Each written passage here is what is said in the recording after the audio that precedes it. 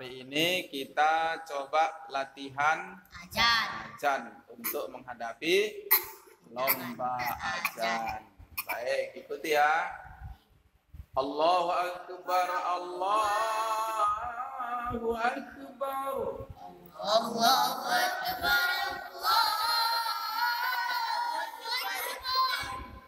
Allahu Akbar, Allahu Akbar.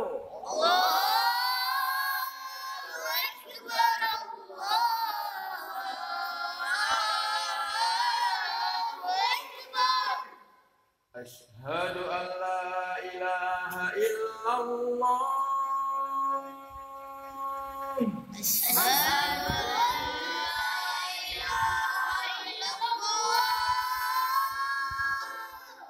Asyhadu an la ilaha illallah.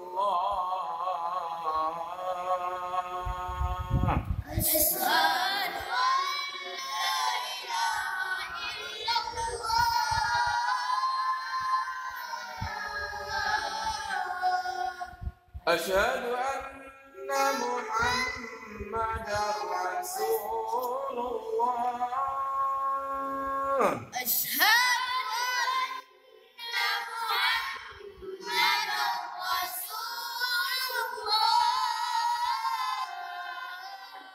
Asyhadu anna Muhammadar Rasulullah.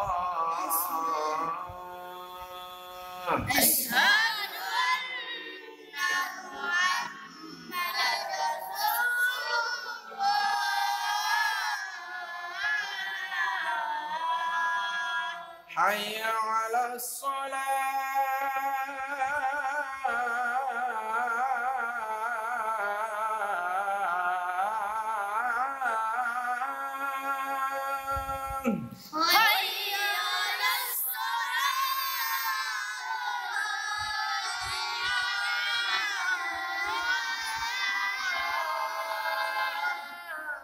Hayya 'alas salat.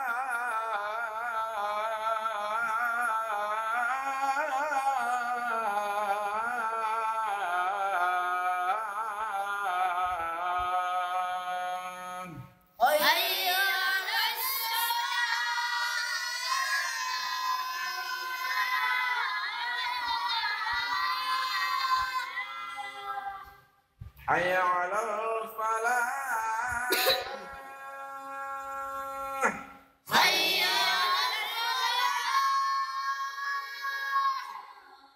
Hayya 'alal falah.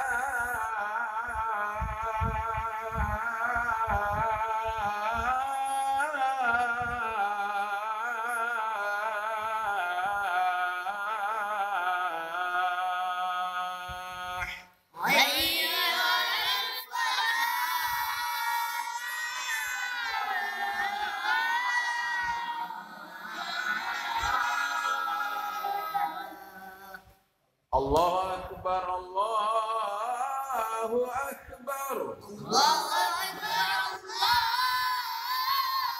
Akbar. La ilaha illallah. La ilaha illallah. Baik, demikian latihan kita. Mudah-mudahan bisa nanti mendapat juara. Minimal juara terakhir.